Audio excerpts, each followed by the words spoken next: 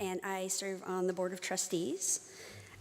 Today, after the service, we'll be holding a congregational town meeting to share the results of our recent survey and to have a discussion about how we proceed this year in light of our current financial situation. I hope you can all join us.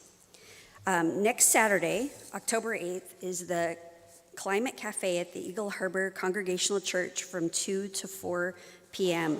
The Climate Cafe is a safe place for people to come together in circles of trust to share and bear witness to our varied personal perceptions that we have about the future of our earth, our home, and our interconnected life.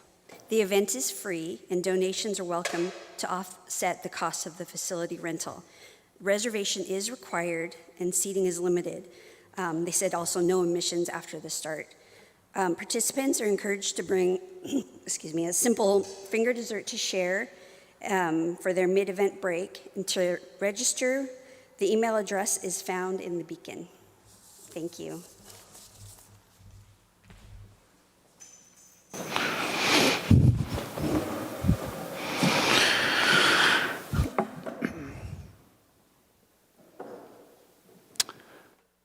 I recently learned that Jeffrey Bezos and a friend are building a clock inside of a mountain in Texas. When finished, the clock will stand 500 feet tall and will run for 10,000 years, powered entirely by the temperature changes between night and day. And the icing on the cake is that every 1,000 years, a cuckoo bird will pop out to ring in the new millennium.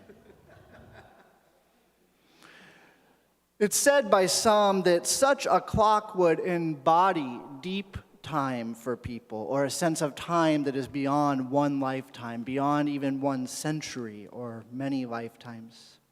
Ideally, it would do for thinking about time what photographs of the earth have done for thinking about the environment.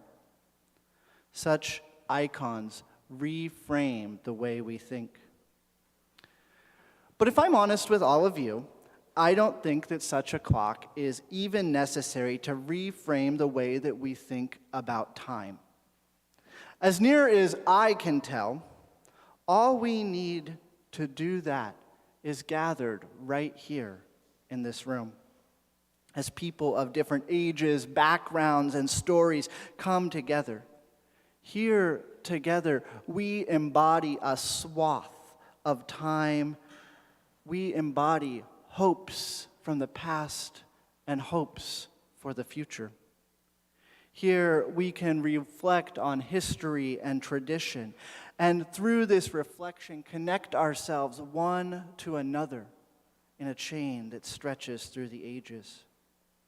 What greater understanding of deep time can there be than the lived experience of our shared stories in community? What is 1,000 years or 10,000 years to a people who collectively have already weathered the centuries? What better understanding of deep time can there be than us gathered here, working to shape what is worth together as we join in worship? Come, let us worship together.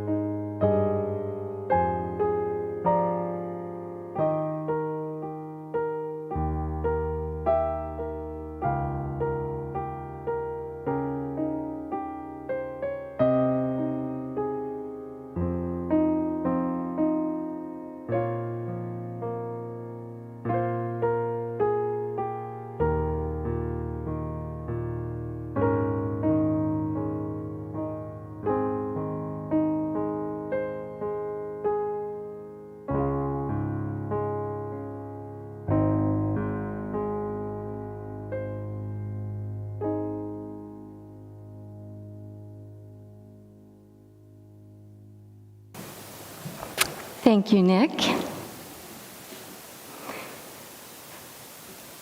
Back in 2015, I chaperoned a group of Cedars High schoolers to a twice-yearly district-wide UU Youth Conference. Archer was one of these youth. These conferences are planned and led by district youth with a team of adult advisors. Jeff has been one of these district youth advisors for several years. The theme that the youth leadership chose for this con was 5 Jagged Rocks. Since I was asked to develop a workshop for this conference, I found myself doing a deep dive into what these 5 jagged rocks were and how they stemmed from James Luther Adams' 5 smooth stones.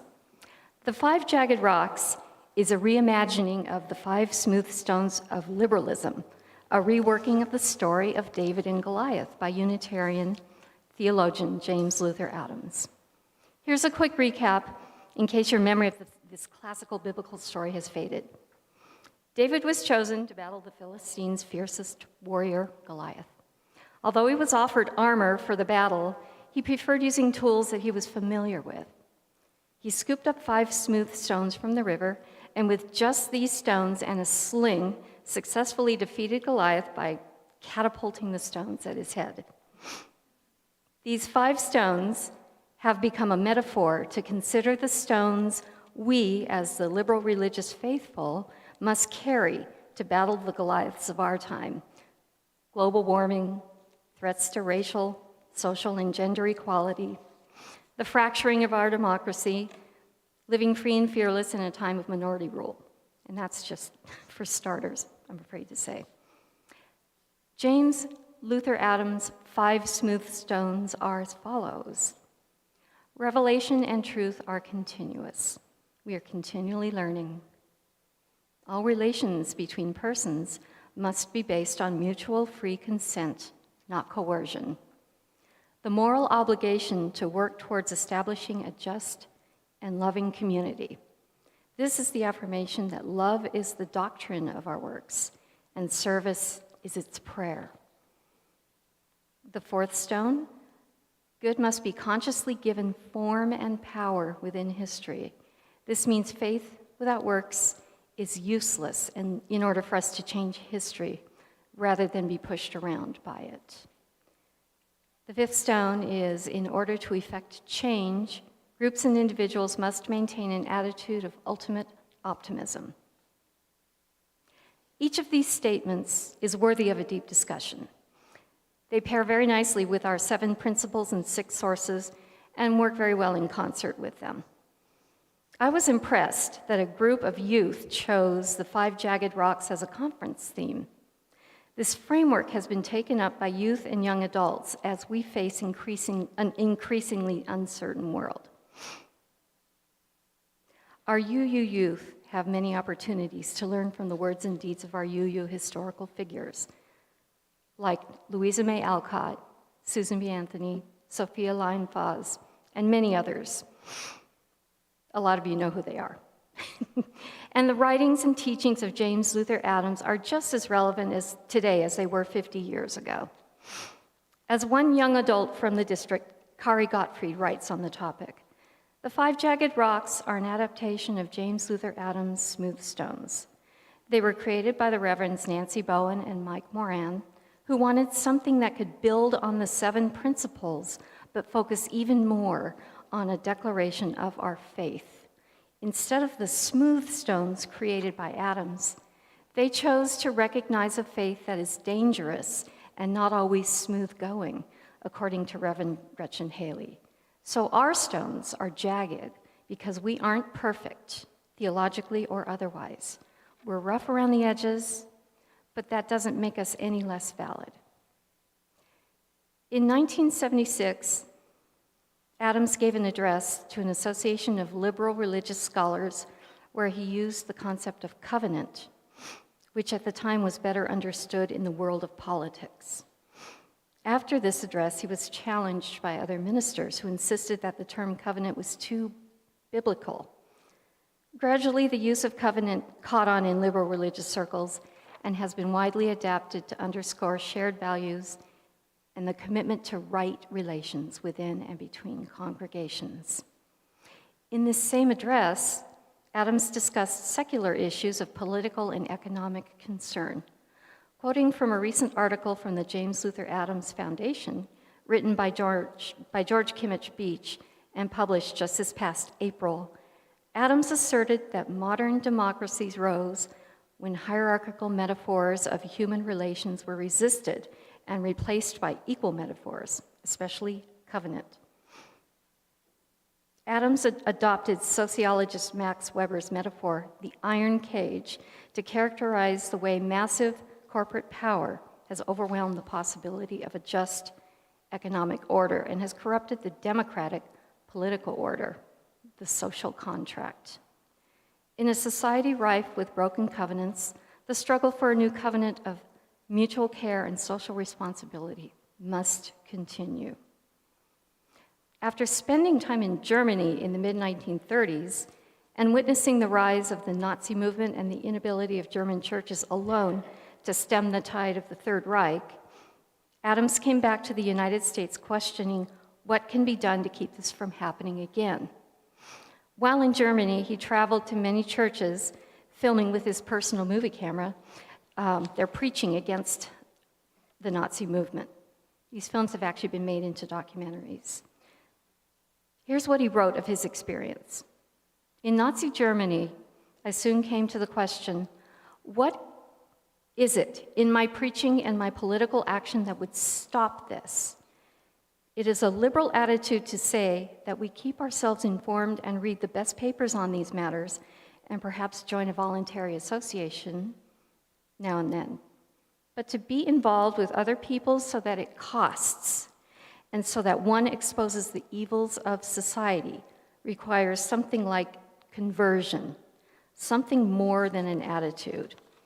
It requires a sense that there's something wrong and I must be different from the way I have been. My personal takeaway from my time spent just skimming the very surface of Adams' life, theology, and history is this. Pay attention to the lessons of your theological teachers from the past and look at how they acted on their faith. Arm yourselves with the tools of your faith as you see them in the here and now, and put them into action. Most importantly, to effect real change, we must go beyond analyzing to thoughtful, committed action. As James Luther Adams wrote, the prophetic liberal church is the church in which all members share the common responsibility to attempt to foresee the consequences of human behavior, both individual and institutional, with the intention of making history instead of merely being pushed around by it. Only through the prophethood of all believers can we foresee doom and mend our common ways. I dedicate the lighting of the chalice to our prophetic leaders, all of them. Their experiences and their works can inspire us to make change in our time so history doesn't push us around. Please join me in the affirmation printed in your order of service as I light the chalice. As we come together to worship, we remind ourselves to treat all people kindly because we are one family, to take good care of the earth because it is our home, and to live lives full of love and goodness because that is how we will all become the best that we can be. Please rise as you are willing and able and don your mask. We have masks for you if you forgot yours. And join us in hymn number 1008 in your teal hymnal, when our heart is in a holy place.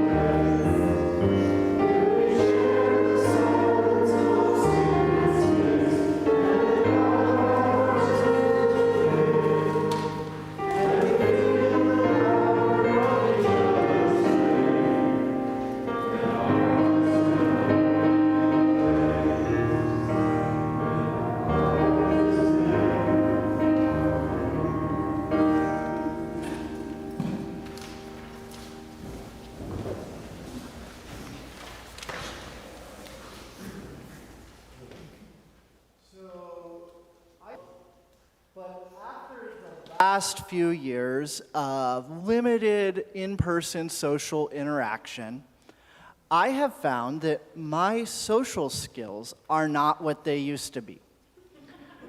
Not at all.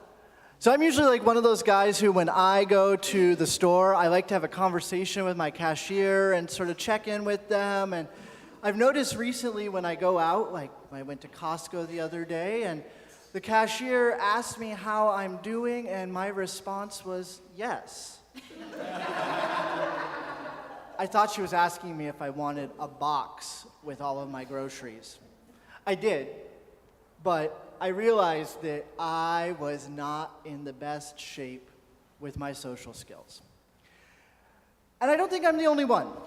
I mean, I think that other people I've talked to have told me similar stories, and I'd imagine, and I'm not going to name anyone, but that there's probably people here gathered who feel similarly. So first, I want to invite you all to look around the room. Maybe see someone that you haven't spoken to in a while. And I'd like you to just go strike up a conversation that isn't about the weather or how you're doing this morning. So try that. Give that exercise a try. Talk to someone else about a subject. It could be anything other than the weather and how you're doing this morning. So take a moment.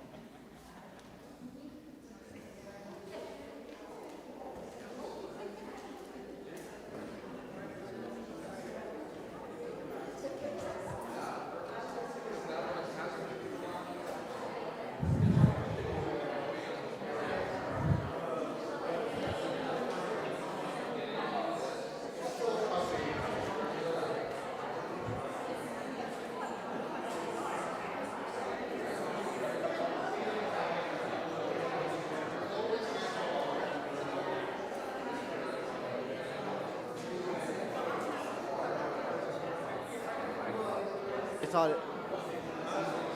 Oh.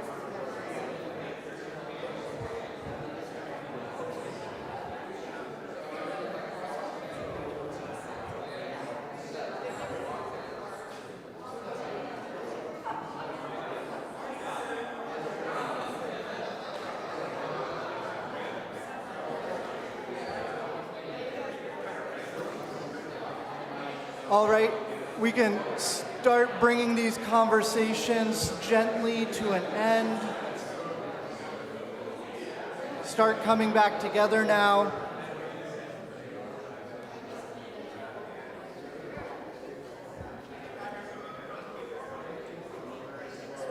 Yeah.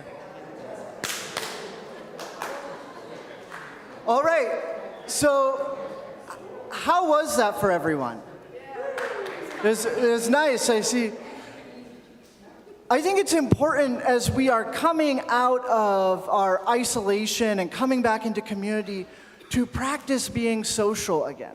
Not just among those who are gathered, but among those who might show up here at Cedars for the very first time. Recently, we've been talking about this with the membership committee, and we have reformed our greeter teams. We have Kasha Singh, we have Sally Wilson, and where's Rod Kemkes are our greeters. And we've been talking about how we welcome people into this community. And there's a phrase that gets thrown around as we've had this conversation, and I'm sure you've probably heard it at some point. And that phrase is radical welcome. Who's heard that phrase in the past? Radical welcome. Some of us. So radical welcome is sometimes defined as a welcome that seeks to welcome the voices of everyone. It's about welcoming those who have found themselves in the margin or who might not otherwise feel like they belong in the group as it is currently configured. When we attempt radical welcome, what we're doing is we're telling people that they belong here. So I want to, with Kasha, take a moment now, and we are going to practice a few different types of welcome here. So I want you to imagine, it's probably not too hard, that I am someone who is visiting for my very first time here at Cedars, and I'm maybe in my mid-20s. And it's my first time here, and Kasha is my greeter.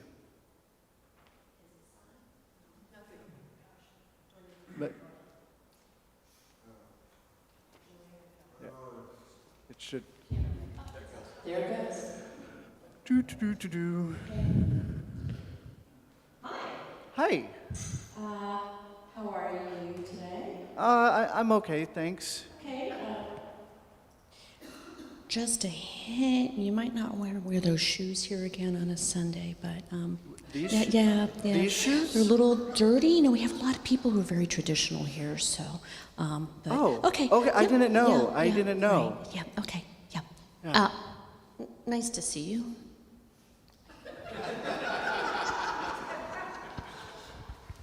So how was that welcome? I'll tell you, that actually happened to my husband Elliot once in a Here? congregation, not here. Thankfully, we were visiting and someone looked him up and down on the first visit and said, you wore that to church? Okay, so imagine again, mid-20s, first time here visiting. Kasha, this time again, is my greeter. Oh, hi. How are you? Julie, how are you?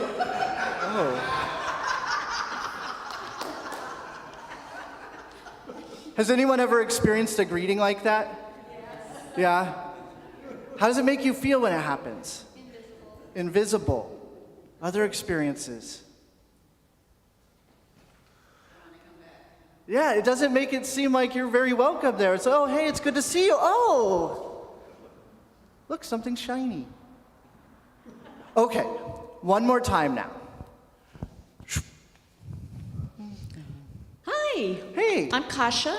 Nice to meet you, if you don't mind doing the elbow bump. Hi, I'm Zach. It's nice to meet you too. Nice to meet you too. You know, I was admiring your neck artwork. I don't want to call it tattoo. My son has a Yeah. whole sleeve that is gorgeous. Where'd you get that done? Yeah, so I have a tattoo artist that I go to in Paulsbo. They're really great, and yeah, this is my newest tattoo. Wow, you know, my daughter and I were talking about getting matching ones for our calves. I would love to get the name of that sometime. Oh, absolutely. Yeah, like yeah. I think I have the information. Let me go see That's if I great. can find it. And is this your first time here? It is. Ah, that's great. What do you think? Isn't this a beautiful setting? It is. It's a beautiful setting. I'm really Yeah. glad to be here, and Yeah. it's nice to feel welcome. Yeah, great. You know, we have some coffee, and you know, there's somebody that you might want to meet that's here. His name is Archer. Do you want to come meet him with me? Yeah, that'd be great. Okay, here, let's go. So how was that welcome? When we welcome people into our community and we seek to engage in that radical hospitality, it's about connecting with people. It's about finding ways for people to feel welcome into our community no matter where they are coming from, and to accept them for who they are, knowing that they too can be a part of this community. So, we've had a chance to practice, brush up on our social skills. We've seen some examples of welcomes. And now for all of you, your homework is going to be, in the coming weeks when we gather, try to live into that radical welcome when you see someone. Not just someone who's here for the first time, but someone who has been a long-time member of this congregation. Someone who maybe has been away and is just coming back. No matter who you encounter, I encourage you to try to live into the radical welcome that we seek to embody. Thank you.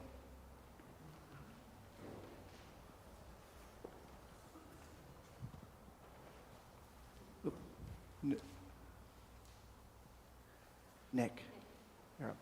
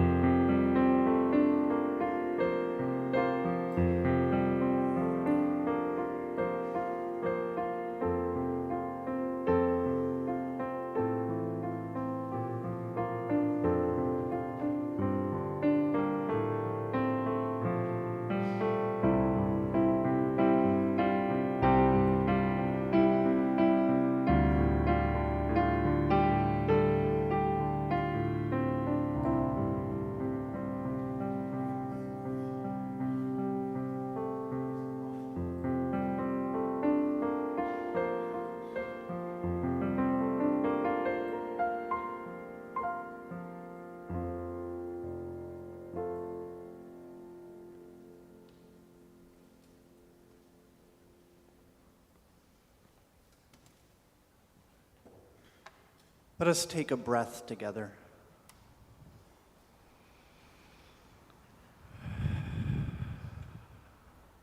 Settling into this time and into this community.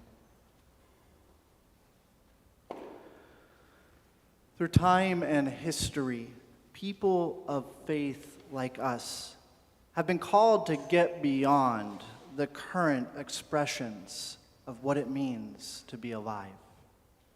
Called to get beyond ourselves and the contemporary iterations of our community. Together, people like us through the ages have struggled, manifesting new dreams, new hopes, relationships, meaning, and love. The history of where we were, where we have come from, will continue to inform us. This past is the ether from which we arose, but it is not everything. Let us also remember the future and our obligation to it. May we recognize and reconcile ourselves to the reality that we will be the history that future generations look back on. May we accept this role with grace and gratitude, knowing how we respond to what is happening in the here and now will shape what is to come. That we play a role in making the future. It is the choices that we make that will be remembered. It is the actions that we take that will connect us through the ages. May we remember this day as we are gathered. May it be so. Amen.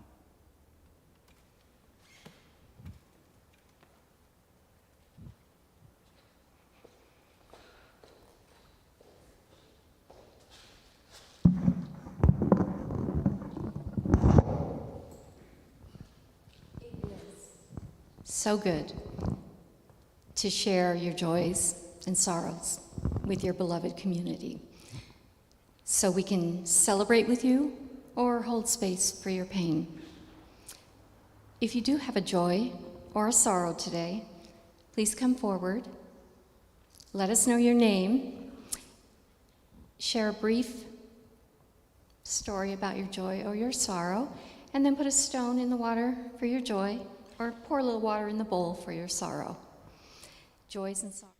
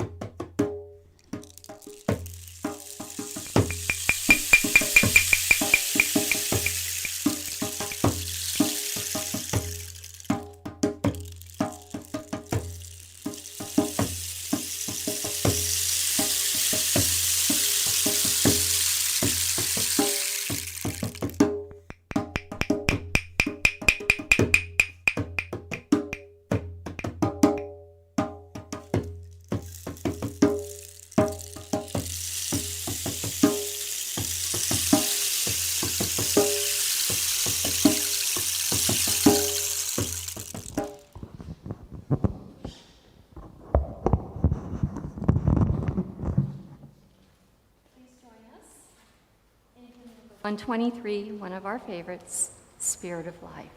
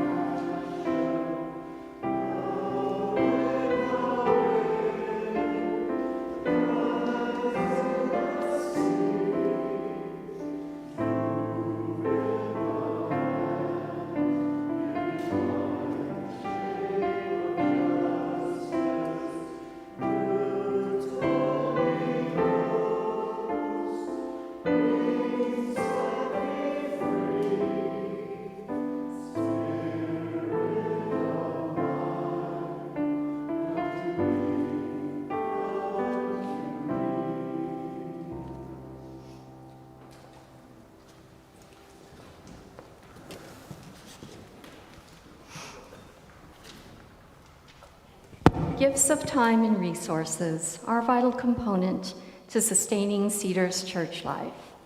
As we head into fall and the back to school, back to church season, consider what you would like to do to make Cedars a vibrant, radically welcoming, growing faith community. Will the ushers please come forward for the collection?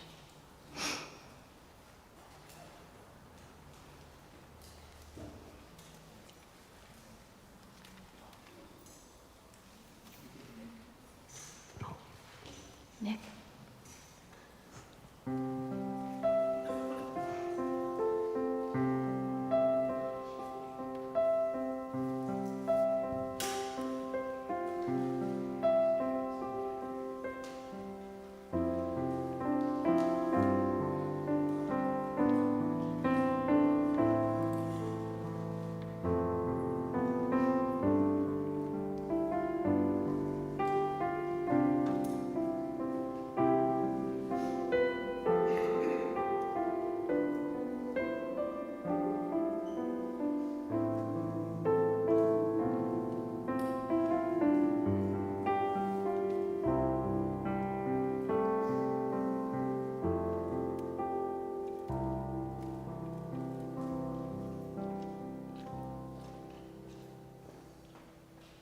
Thank you for your gifts.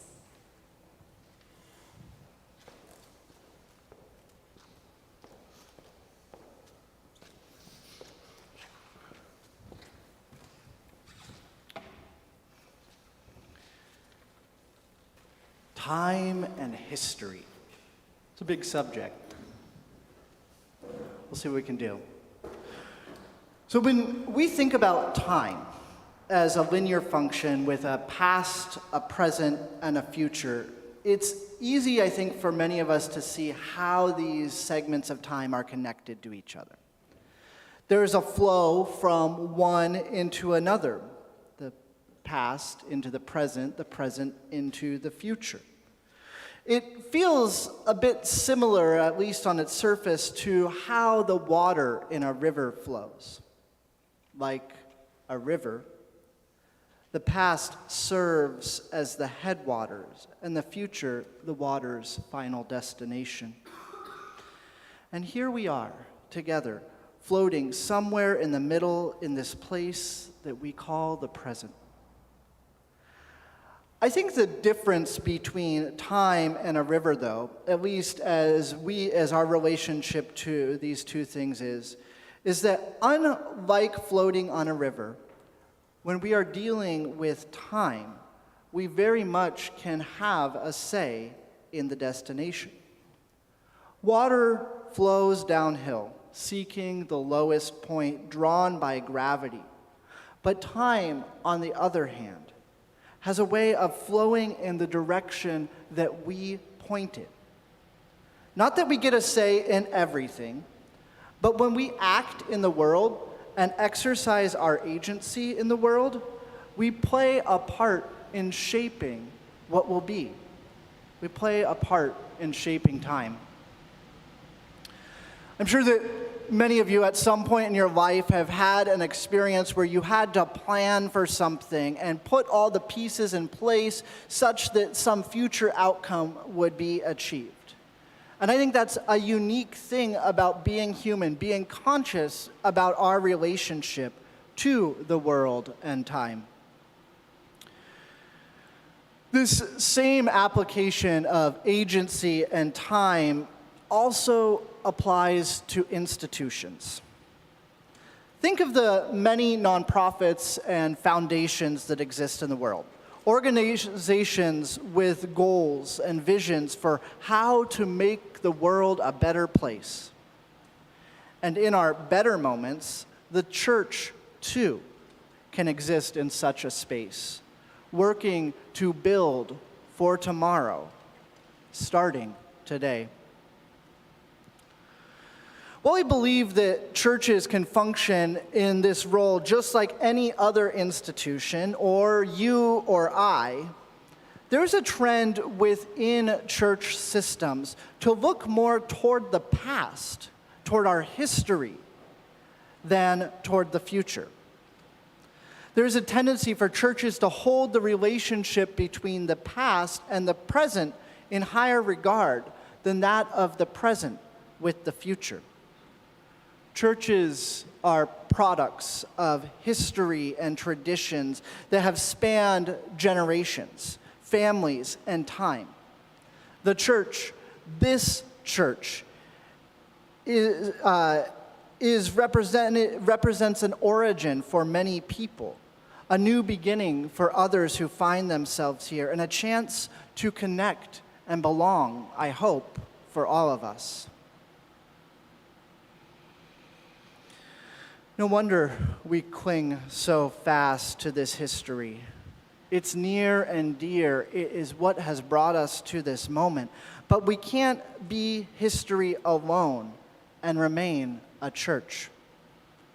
The church is a living, breathing thing, and it is up to each of us as members, as congregants, to continue to breathe life into this organization, ensuring that it will survive, to help shape the future. Unitarian minister James Luther Adams believed that there is a special responsibility between the institution of the church and that still unfolding future that I have named.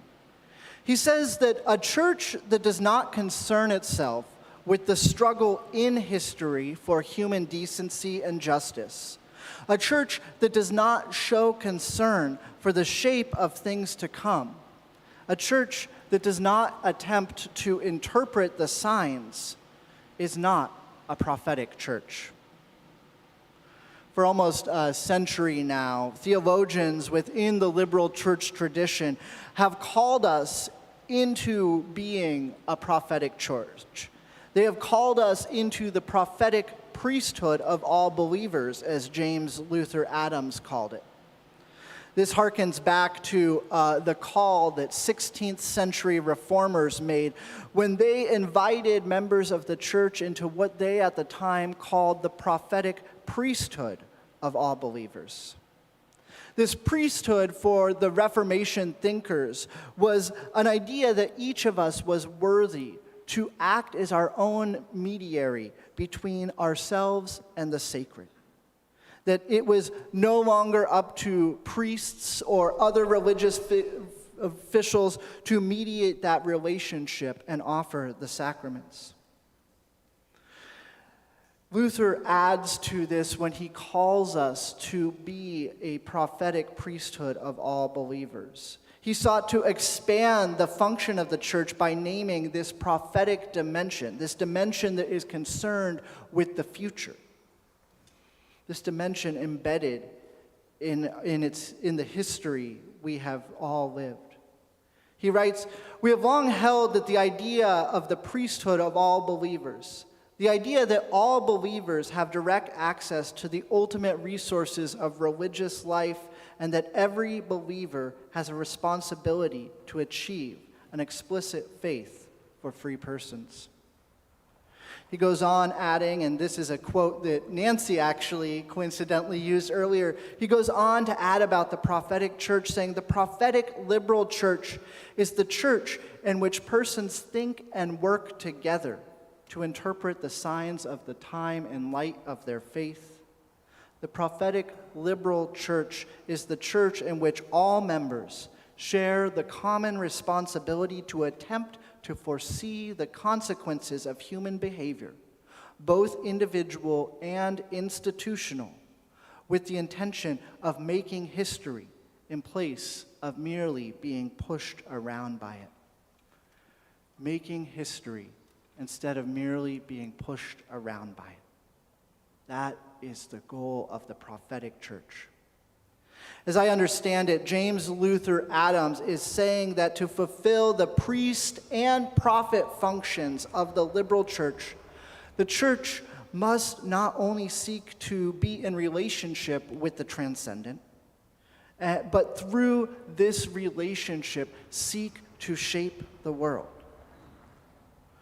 For us gathered here, this language of transcendent might take on many different names. Some gathered might feel comfortable calling this transcendent force God, others spirit. Some call it by no name at all, and others know it when they feel it when we've gathered together. Naming this feature of our lives and relationship is the priestcraft dimension. It's the dimension that brings us into relationship with whatever it is that we hold sacred, a direct relationship that we can experience.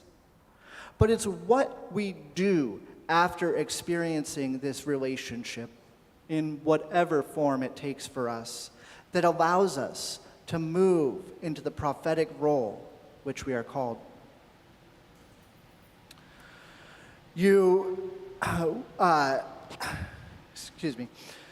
I believe that once you as an individual, once I as an individual have had the chance to experience love, justice, compassion, or even forgiveness and reconciliation in community, it is hard for us to not want these things for other people as well.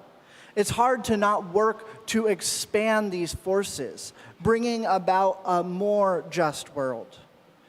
This desire is part of the prophetic imperative that is in the DNA of the liberal church. We're very fortunate to come from a long history of liberal church traditions that have brought us here today. And as I said earlier, that history continues to inform and shape us. But it is not the history alone that makes us a church. It is what we do in the present with that history. Thankfully for us, our tradition has given us many tools to harness the power of that history to help us live into that prophetic function. One such tool that I hope many of you are familiar with is what we call our mission statement. Here at Cedars, as a congregation, we have organized ourselves around the goal of worshiping with open hearts, nurturing a learning spirit, serving justice with compassion, and seeking to love each other without judgment. This statement is a tool from our history, but it's not just that. It is a tool that points us to where we are going. You may have seen in this last week's Beacon a short article that I wrote about our focus this year as a church that the board and other lay leaders and I are seeking to foster. And it's a focus that gets us to get beyond ourselves. I mentioned in our Time for All Ages segment that the last 2 years have really diminished my social skills. And I think like many of us, I have spent a lot more time looking inward at my own life, a lot more time in isolation, sitting with myself. And now, though, feels like the time for us to get beyond ourselves, to live into that part of our mission that calls us to serve justice with compassion. It's this part of our mission statement that I believe holds the key to the prophetic function for which James Luther Adams says the liberal church must fulfill. When we seek to serve justice with compassion, what we are saying is that we are willing to get beyond our own comfort zone. Compassion comes from the Latin to suffer with. That doesn't mean that I want any of you to go through any more suffering. We all have a lot on our plates already. But when we say we will serve justice with compassion, what we are saying we will do is that we will get beyond our comfort zone to sit in those places that are hard and maybe even scary, and in those places work to bend the arc of the universe towards justice, towards love, towards compassion. The church is not history alone if it wants to survive. The church must engage with the world, calling us out of ourselves so that we can do more than simply be buffeted about by time and history. May we live into this mission together in the coming year, seeking to amplify our impact, seeking to get beyond ourselves, and seeking to live into the prophetic imperative which our religious forebears have called us. May it be so. Amen. I would now like to invite us to again don our masks as we prepare to sing our closing hymn of today's service. Hymn number 126 in our gray hymnal, Come Thou Fount of Every Blessing.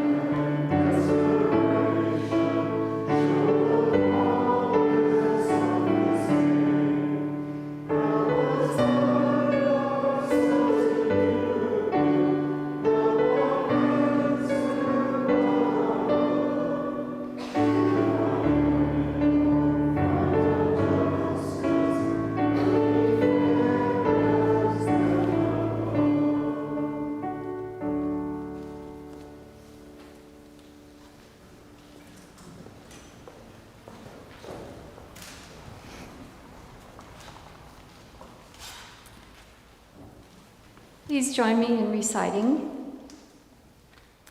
the chalice extinguishing. Please repeat after me. We extinguish this flame, but not the light of truth. We extinguish this flame, but not the light of truth. The warmth of community or the fire of commitment.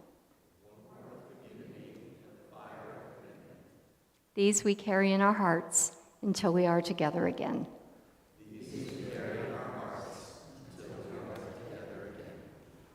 Our service has ended, but our service to the world and one another begins anew. As we go forth, may we commit ourselves to doing our part to fulfill the prophetic function of the liberal church, and to work for a more just and loving world. Amen.